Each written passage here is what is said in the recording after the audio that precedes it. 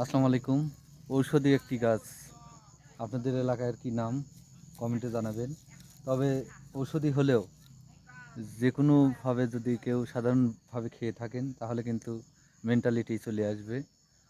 এর এর গোটা দিয়ে আগে ছোটোবেলায় খেলতাম, কিন্তু এই গাছ যদি এই গোটা যদি কেউ প্রক্রিয়া ছাড়া খায় তাহলে কিন্তু সে মেন্টাল হয়ে যাবে। আমাদের অঞ্চলে এর নাম ধুত্রা গাছ, আপনাদের অঞ্চলে নাম কি? তবে যে গাছ যত ক্ষতিকর তার উপকার দিকও থাকে, এটি একটি ঔষধি গাছ।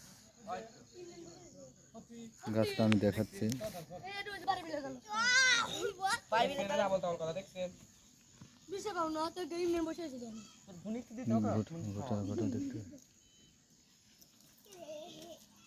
গোটা দেখতে পাচ্ছেন, ফুলটা পরিপূর্ণ, অনেক সুন্দর।